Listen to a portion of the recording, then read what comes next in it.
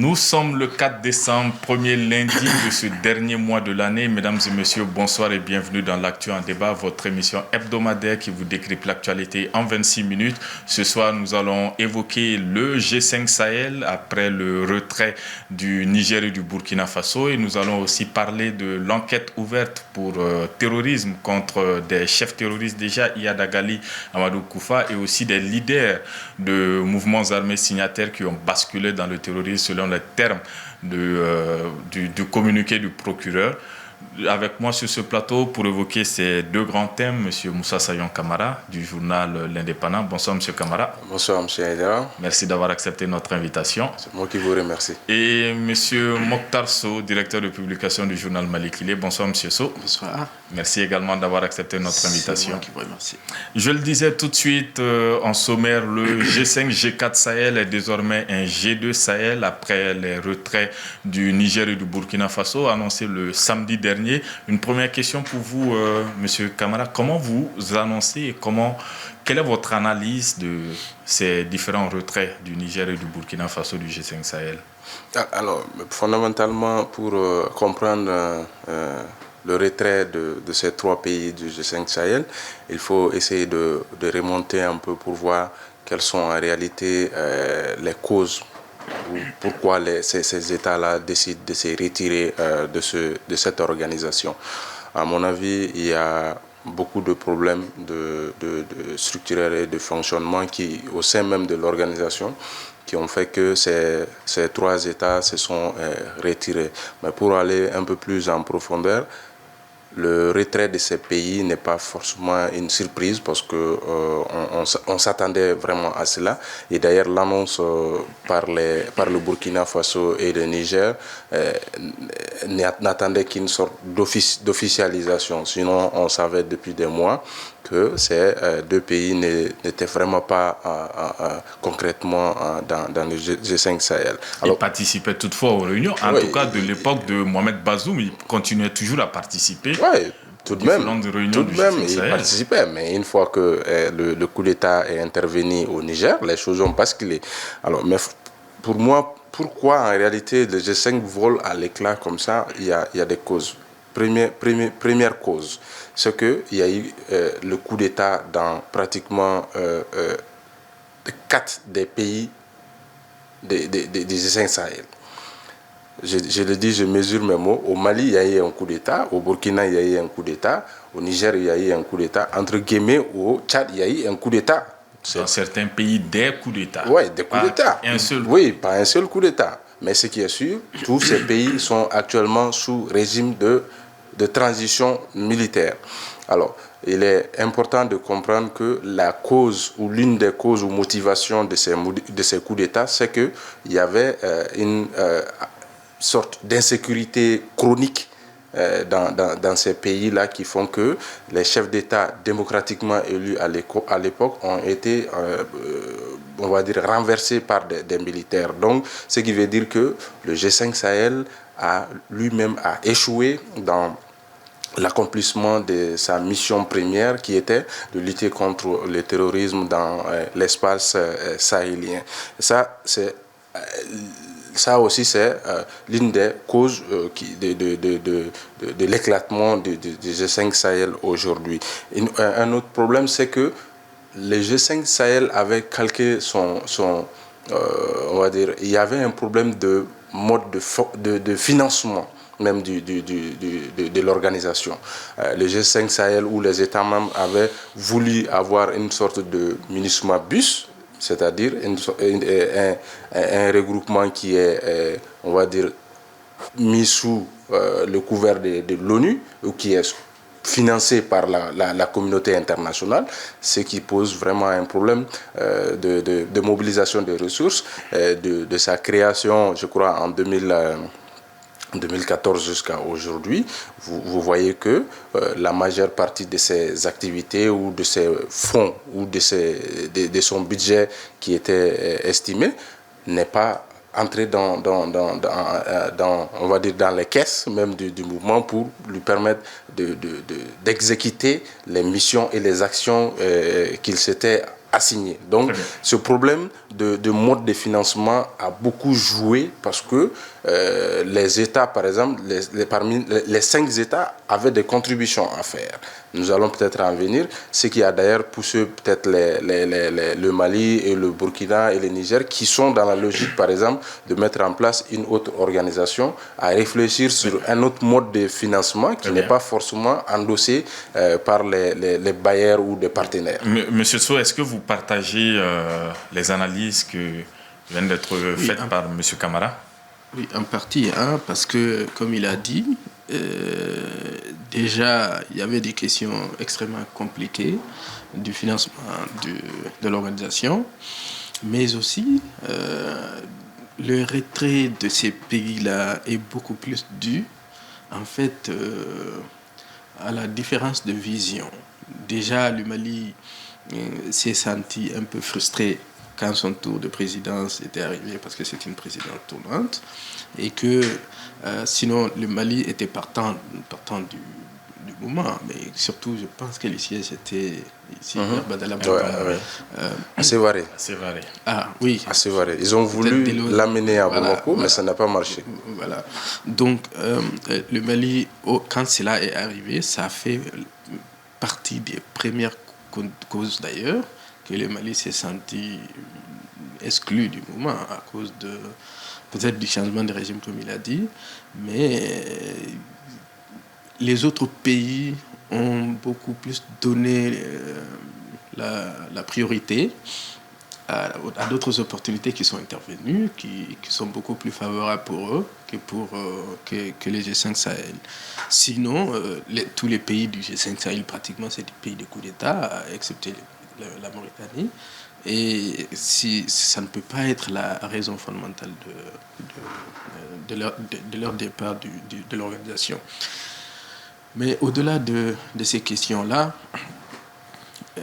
la France, ces pays-là voient la France comme un pays non fréquentable pratiquement. Donc, étant donné que la France a vraiment son mot à dire dans la gestion, dans le fonctionnement du G5 Sahel, ils ne pouvaient plus rester en partenariat avec la France dans la mesure où ils ont pratiquement coupé tous les autres partenariats. Oui, justement, le Mali s'est retiré en mai 2022. Niger, Burkina communiqué le samedi dernier. Si on regarde les motivations, les motifs qui ont été avancés, il y en a un qui revient très souvent, c'est l'instrumentalisation ou le dictat imposé par certaines puissances étrangères qui a été évoqué par le Mali, qui est évoqué par le Niger et le Burkina. Est-ce qu'il pouvait en être autrement? Parce que, comme il l'a évoqué, un financement qui est fait par d'autres organisations, notamment en grande partie par l'Union européenne et avec le lead de la France. Est-ce qu'il pouvait en être autrement, finalement? Non, c'est pas possible. En fait, vous savez, le G5 Sahel... Si je te donne mon argent, j'ai mon mot à dire. C'est clair. Le G5 Sahel aurait pu être une très très très bonne organisation, surtout comme son nom l'indique, ça concerne les pays directement du Sahel qui sont en face avec des problèmes sérieux de terrorisme et autres insécurités et tout ça.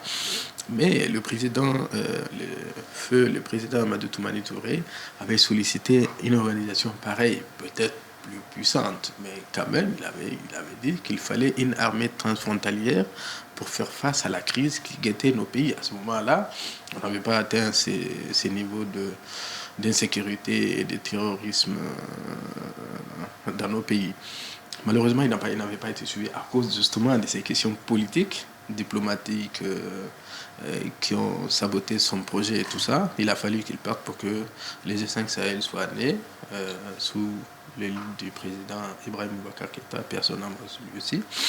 Mais ces pays, à ce moment-là, la France avait une position dans nos pays, pas seulement au Mali, mais au Burkina, au Niger, etc., qui fait que toutes les décisions qui sont prises, la France se retrouvait toujours au cœur. Dans ces prises de décision, il a fallu que d'autres régimes viennent pour dénoncer cette situation-là. Sinon, les régimes sous lesquels c'est arrivé ne pouvaient faire autrement. Vous voyez un peu. Oui. Donc c'est normal que la France ait son mot à dire ou que les autres organisations internationales aient leur mot à dire, dans la mesure où c'est eux qui financent. Très bien. Alors, Voilà. juste quelques heures après l'annonce de la décision du Niger et du Burkina Faso, il y a un document qui a commencé à circuler sur les réseaux sociaux, daté de fin octobre, un document de la Commission de l'Union européenne et qui faisait cas de la suspension des investissements, en tout cas de l'aide de l'Union européenne aux composantes Niger et Burkina Faso au sein du G5. Est-ce que vous pensez que ça a joué, que ça a accéléré la décision de ces États finalement? En fait, M. Haïdara, moi, je voulais que les uns et les autres comprennent. C'est-à-dire, il y a fondamentalement un problème de vision. Effectivement, l'Union européenne avait pris cette décision. Ça a certainement précipité les choses.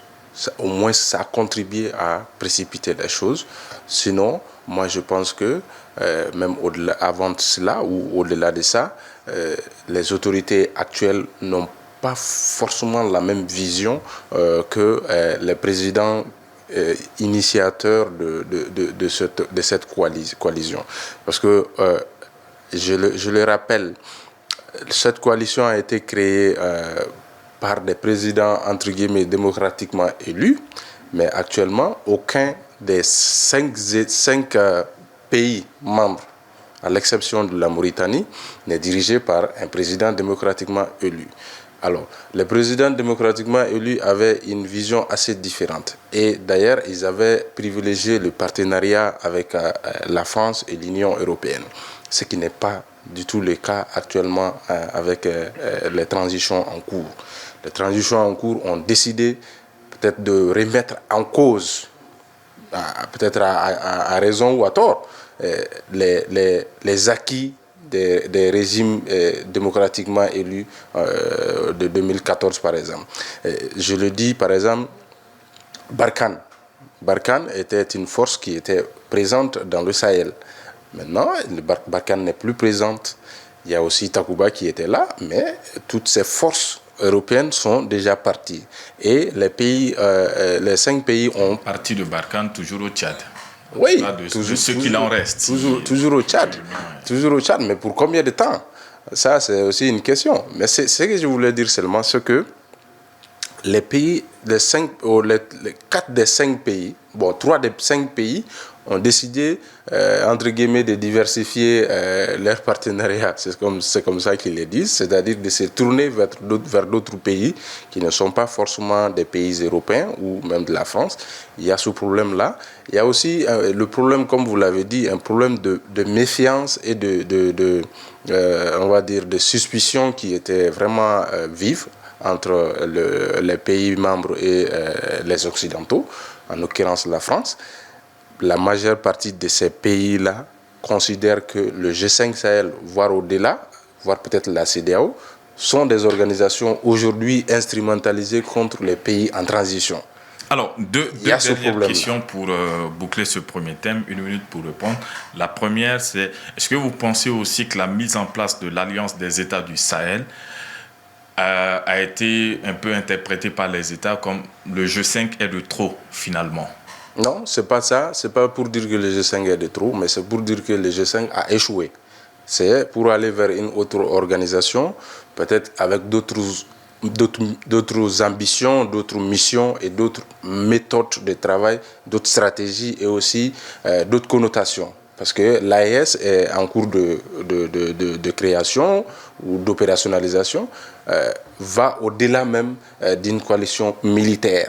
Ils sont en train d'aller jusqu'à dire que les 3 États vont former une sorte de confédération. Le G5 était au-delà d'une coalition militaire aussi, puisque le G5 c'est 2014 et la force conjointe pour lutter contre le terrorisme c'est 3 ans après. Mais le G5, à la base, dans la création du G5, on n'a jamais parlé de fédéralisme ou de confédération. Non. Cette fois-ci, on veut aller jusqu'à faire une sorte de fusion des 3 pays. Est-ce que vous y croyez, vous, personnellement, à une fusion, à une confédération Est-ce que vous pensez cela réalisable? Très sincèrement, dans l'immédiat, c'est impossible. Mais il y a toujours des possibilités d'explorer des horizons. Mais pour le moment, c'est un projet qu'il faut forcément réfléchir. C'est un projet d'abord qui est en cours de réflexion. Pour le moment, rien n'est fait. Il y a juste des discussions. Maintenant, pour parler du G5 Sahel, moi je pense le G5 Sahel est déjà mort presque. Il y a maintenant 3 scénarios qui se dégagent, à mon avis. Soit les 2 pays qui restent, la Mauritanie et le Tchad, continuent à rester peut-être comme deux pays à alimenter le G5 Sahel. Il n'y a plus de continuité géographique du tout. Oui, c'est ça le grand problème. Deuxième scénario, c'est que le mouvement, on acte sa fin, parce qu'en réalité, le départ de ces pays-là a été un coup très très dur, voire fatal même pour le G5 Sahel. Quand vous regardez le secrétariat général même du G5 Sahel, ces 3 pays-là pèsent lourd. Et d'ailleurs, la zone d'intervention de la coalition, c'était vraiment presque dans ces 3 pays. Oui, déjà à l'époque, après le retrait du Mali, le président du Niger de l'époque, Mohamed Bazoum, avait dit que c'était la fin du G5. Donc, rapidement, oui. J'en viens à vous. AES, G5 Sahel, est-ce que c'était de trop? 30 secondes, ensuite on passe au deuxième thème. Oui, non. AES, c'est venu pratiquement pour remplacer le G5 Sahel. Je ne sais pas si les 2 pays qui restent en marge de l'AES, c'est-à-dire, parce qu'on parle toujours du Sahel, hein, le Tchad, la Mauritanie, et moi j'ajoute d'autres pays d'ailleurs. J'espère qu'ils vont rejoindre l'organisation. Et c'est pratiquement la fin du G5 Sahel. Mais quand vous voyez des chefs d'État et des officiels comme des ministres des Affaires étrangères, des ministres des Économies et des Finances des pays qui sortent pour faire des communiqués officiels sur des projets, il faut y croire. Très bien. Donc nous allons passer au deuxième thème de la soirée rapidement sur le communiqué du procureur qui a été rendu public. Procureur général. Pardon. Merci pour la précision. Rendu public le mardi dernier sur des enquêtes ouvertes contre des leaders terroristes, Iyad Agali, Amadou Koufa notamment, et aussi des leaders de mouvements signataires de l'accord pour la paix qui ont basculé dans le terrorisme. Je répète, ce sont les termes du communiqué. Il y a notamment Al-Gabas Aguintala, Bilal Agacheri, Fahad Al-Mahmoud, Ibrahim Oul-Anda, je pense, le chef du MAA aussi. Donc, qui sont cités dans ce document. Une première question, je me tourne vers vous maintenant, Monsieur Sow. Est-ce que vous pensez finalement ça acte la fin de la présence de la CMA au sein de l'accord pour la paix, avec la présence, avec le nom de ces différents leaders qui se trouvent pour des enquêtes contre le terrorisme maintenant? C'est plutôt l'accord qui est pratiquement caduc. C'est l'accord qui n'existe plus en fait. Maintenant, pour revoir... Officiellement, il continue toujours avec des échanges, notamment avec d'autres groupes, non, il n'y a pas d'échange. Les mouvements de l'inclusivité. Non, il n'y a pas d'échange. Si, il y a eu des échanges entre le ministre de la Réconciliation et ces différents mouvements. Oui, mais ça, ce n'est pas dans le cadre de l'accord. Le ministre de la Réconciliation a reçu des membres de l'accord pour réfléchir à comment se retrouver sur la table de négociation. Mais ce n'est pas sur la question de l'accord, parce que le problème de l'accord, c'est que les mesures qui vont être prises dans le cadre de la mise en œuvre de l'accord vont malheureusement impacter le projet que les autorités de la transition sont en train d'exécuter. Et s'il faut faire un choix entre les deux, c'est tout connu. Maintenant, dans le cadre juridique, quand une telle procédure est ouverte contre des individus, je crois que c'est en ce moment qu'on doit savoir que l'État existe. Vous voyez un peu. Et que ces gens-là, désormais, ils doivent savoir qu'il y a toujours des possibilités, surtout en ce qui concerne les membres des groupes armés qui ont basculé, comme vous l'avez dit, dans le terrorisme, qu'il y a toujours une possibilité de revenir, bien sûr, en se soumettant à la loi, mais au cours de la mise en œuvre de la procédure contre eux, on peut réfléchir à une négociation pour retrouver sa place dans le développement de notre pays. Très bien. Alors, M. Kama, est-ce que vous pensez que ces enquêtes ouvertes, si un message politique qui est envoyé, notamment dans le sens où il y a les noms de Iyad et Koufa, Yadagali et Amadou Nkoufa. À un moment, on a toujours parlé de possibles négociations avec ces groupes-là. Maintenant, avec les leaders des groupes terroristes qui ont basculé aussi, est-ce que c'est un message qui est envoyé en ce sens-là pour dire pas de négociation finalement avec qui que ce soit? Il y a certainement beaucoup de messages, il n'y a pas un seul message. D'abord, il y a un message très fort qui a été envoyé peut-être, entre guillemets, je l'ai dit, peut-être à la France, qui s'était tout le temps opposé à un projet de négociation avec les leaders terroristes ou djihadistes maliens. C'est pour dire tout simplement qu'actuellement, nous, on contrôle, on prend les choses en main. C'est ce message-là qui a été envoyé au monde. Et l'autre message envoyé peut-être aux terroristes eux-mêmes, c'est de montrer que actuellement, vous êtes dans une aventure que l'État ne peut plus cautionner. Parce qu'auparavant, on savait qu'il y avait beaucoup de choses qui n'étaient pas forcément dites, mais actuellement, l'État semble prendre les choses en main pour mettre fin peut-être à ce qui s'est passé dans la partie nord du pays. On pourrait se douter que Yadagali et Amadou Nkoufa, quand même, ça c'était couru d'avance déjà depuis... Oui, c'est une étape. Mais ce que je voulais aussi dire, c'est que il y a vraiment un problème de terminologie en réalité actuellement au Mali. D'abord, les autorités maliennes pensent que tous ceux qui ont pratiquement les armes actuellement au nord ou au centre sont des terroristes, ce qui n'était pas forcément le cas auparavant. Il y a d'autres qui pensent qu'en réalité, il faut faire la distinction entre les terroristes et des groupes armés. Donc, vous le dites, il y a des gens qui ont été, on va dire, cités pour avoir basculé dans le terrorisme. Là, c'est quand même très clair. Ça, c'est très clair. Ça veut dire qu'ils ont basculé dans le terrorisme. Mais ils sont toujours membres signataires de l'accord d'Alger. Donc, il y a ce problème de terminologie. Je le rappelle. Par exemple, l'autre jour, le général Yamoussa Kamara il disait que le Mali n'était pas en guerre, qu'on était en train de mener plutôt des opérations de guerre. Donc, c'est pour dire qu'en réalité, il y a ce problème-là, parce qu'il dit que pendant la guerre, quand on arrête les gens, on les emprisonne. Après la fin de la guerre, on les libère. Mais si c'est des opérations de guerre, généralement, quand on arrête les gens, ou bien après la fin des opérations, les poursuites judiciaires sont lancées contre les uns et les autres. Donc, on est dans ce cadre-là actuellement. Il y a ce problème de terminologie qui se pose. Maintenant, cette ouverture d'enquête, à mon avis, est une étape assez décisive dans la lutte contre le terrorisme au Mali, parce que en réalité, il n'y a pas beaucoup de différence entre les deux, les terroristes et les groupes armés. Je le rappelle, en 2012, quand les terroristes venaient, ou les djihadistes venaient, ils étaient accompagnés par les mouvements séparatistes. Et actuellement, on va dire, bien avant même la reconquête de Kidal, les actions d'un groupe favorisaient l'autre. Donc, c'est pour dire qu'il n'y a pas fondamentalement beaucoup de différences. Mais la différence se trouve uniquement du fait que certains ont signé l'accord et d'autres ne l'ont pas fait.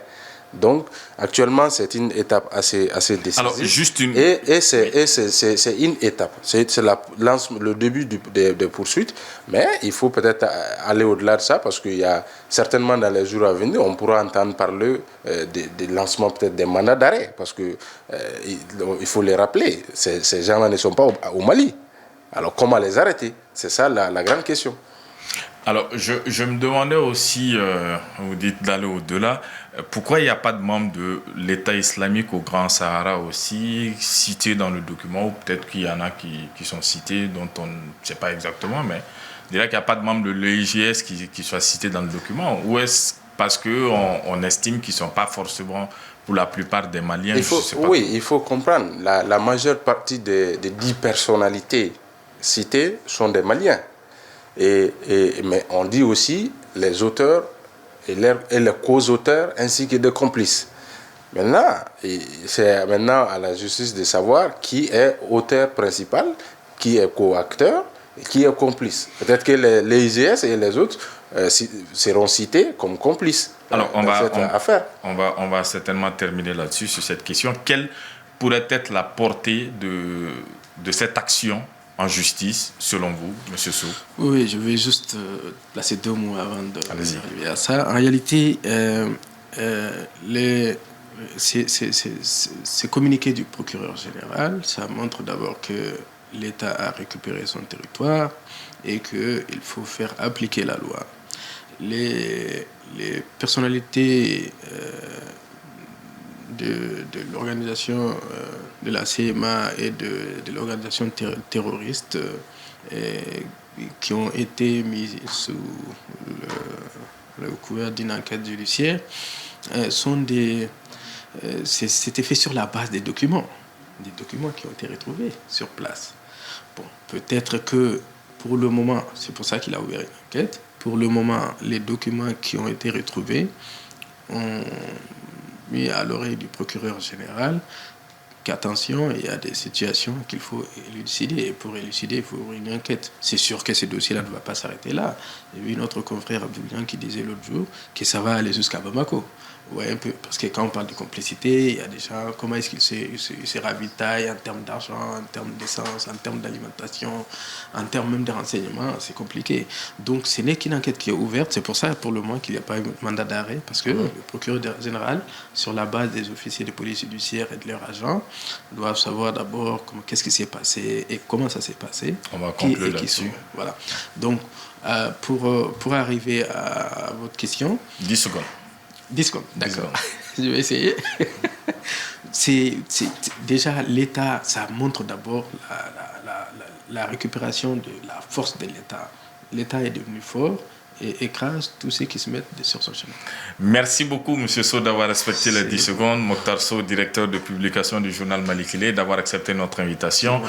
Moussa Sayon Kamara, journaliste au quotidien L'Indépendant, merci également d'avoir accepté notre invitation. Merci à vous, très chers téléspectateurs, de nous avoir suivis. Fructueux mois de décembre à vous tous. À lundi prochain, Inch'Allah, bonne soirée.